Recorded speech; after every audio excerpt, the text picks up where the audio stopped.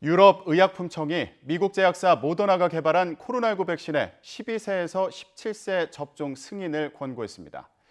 미국 정부는 3차 접종과 12세 이하 어린이 접종에 대비해서 화이자 백신 2억 회분을 추가 구매하기로 했습니다. 취재기자 연결해서 자세히 알아보겠습니다. 조소영 기자.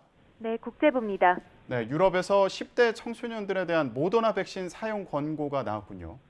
네, 그렇습니다. 유럽의약품청은 약물사용자문위원회가 모더나 백신 사용을 12세에서 17세까지 확대하는 방안을 승인할 것을 권고했다고 밝혔습니다. 18세 이상 성인과 똑같이 4주 간격을 두고 2회 접종을 권고했습니다. 12세에서 17세 3,732명을 대상으로 한 연구 결과 이 연령대에서 모더나 백신의 효능이 성인과 유사하다는 결론을 내렸다는 겁니다. 가장 흔하게 나타날 수 있는 부작용도 성인의 경우와 유사했습니다. 백신 주사 부위 통증, 피로나 두통, 근육통, 오한, 열 등이었습니다. 유럽의약품청은 연구에 포함된 인원이 제한적이기 때문에 새로운 드문 부작용은 발견하지 못했을 수도 있지만 백신의 이익이 위험성보다 큰 것으로 평가했다고 설명했습니다. 모더나 백신은 유럽의약품청이 청소년을 대상으로 사용 승인을 권고한 두 번째 백신입니다. 앞서 EU 집행위원회는 지난 5월 유럽의약품청의 권고에 따라 화이자 백신의 12세에서 15세 접종을 승인한 바 있습니다. 어린이나 청소년의 경우 코로나19에 감염돼도 중증으로 진행될 가능성이 더 적지만 인구의 상당수를 차지하고 있는 만큼 이들에 대한 접종이 코로나19를 끝내는 데 핵심 요소로 여겨지고 있습니다.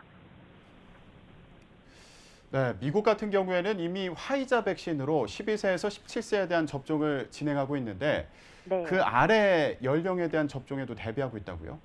네, 백악관은 12세 이하 어린이에 대한 백신 접종과 부스터샷 가능성에 대비하기 위해 백신을 추가로 구매했다고 밝혔습니다. 화이자와 2억 회분의 백신 추가 공급 계약을 맺었는데요. 추가 물량 가운데 1억 1천만 회분은 오는 10월부터 연말까지 그리고 나머지는 내년 4월까지 단계적으로 공급할 계획입니다. 이로써 미국 정부는 화이자 백신 5억 회분을 확보하게 됐습니다. 이번 계약에는 화이자 측이 변이 바이러스에 대응하는 새로운 백신을 개발할 경우 미국 정부가 최우선으로 구매할 수 있는 옵션도 포함됐습니다.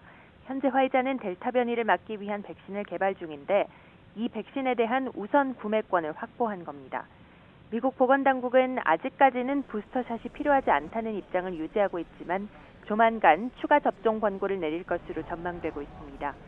12세 이하 어린이 인구 6,500만 명에 대해서도 백신 접종이 필요한지에 관해 임상시험이 진행 중인데요. 이와 관련해 미 식품의약국 관계자는 이르면 올겨울쯤 12세 미만 어린이에 대한 백신 긴급 사용 승인이 내려질 수 있을 것이라고 밝혔습니다. 지금까지 국제부에서 전해드렸습니다.